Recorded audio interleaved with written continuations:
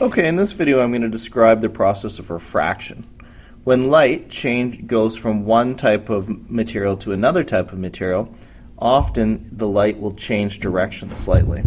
So for example, if we imagine, say, a glass of water. Okay, so this is water in here. When light comes down into that water, it's actually going to change direction slightly when it goes from the air to the water.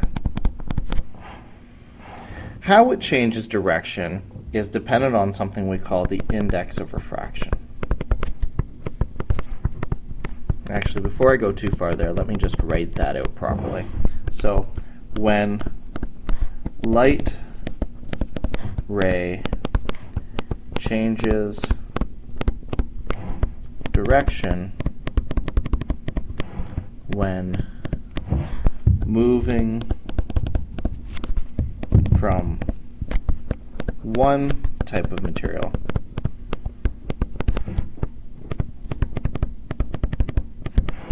to another. So here the light ray is traveling through the air, here it's traveling through the water, and what we can see is the direction of that ray changed a little bit. It went a little bit more up and down when it was in the water. That's refraction. How much it changes or what way it changes depends on a property of the material that we call the index of refraction. Index of refraction is defined as the factor that light slows down as it goes into a new medium. So if light was traveling along at some speed, I'll call it S1, and then it went into some new material and its speed reduced to something like S2, then S2 is equal to S1 divided by n, where n is the index of refraction. So how much did it slow down? How much did it slow down when it went into that new medium? But let's not get too distracted by this. For the purposes of what we're doing here, the index of refraction can also be thought of as how much light bends in the new material.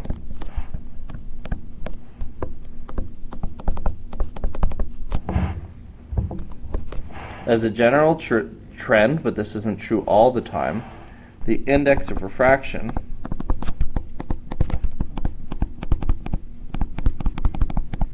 increases as the density of the material increases. So some common materials: air is given the index of refraction of 1. Water is given an index of refraction of 1.33. Glass is somewhere around 1.5. And just as an idea, another transparent material here, diamond, which has a very high index of refraction of 2.4. So that gives you some ideas of different indexes of refraction. So what we're trying to do, again, we want to be scientific here, we want to come up with a good definition,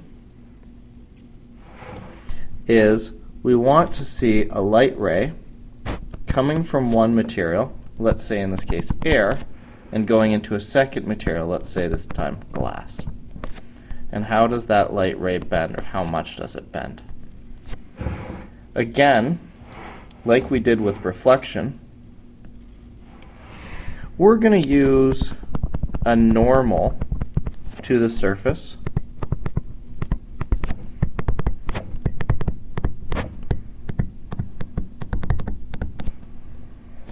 to define our angles.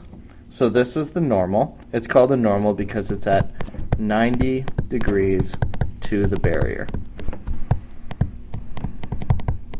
And here, this angle, the angle where it's coming in at, is still going to be called the angle of incidence, just like it was when we did this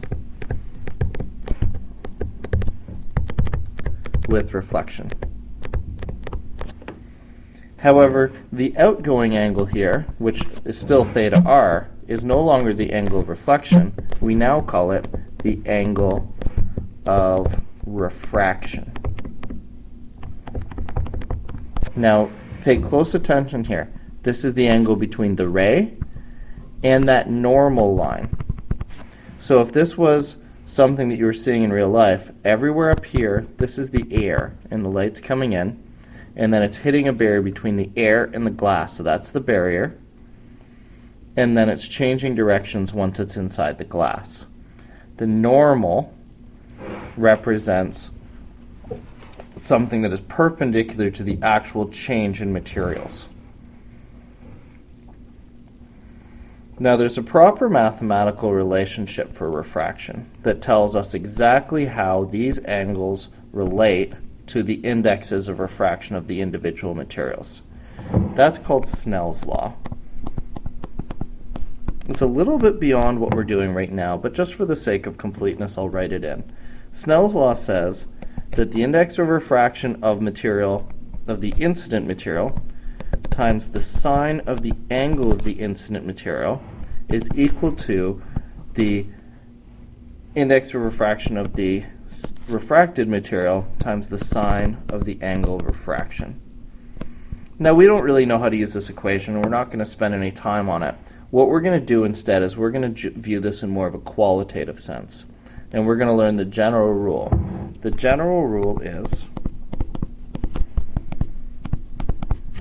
as the index of refraction goes up, the angle goes down, or goes closer to 90 degrees. So, for example,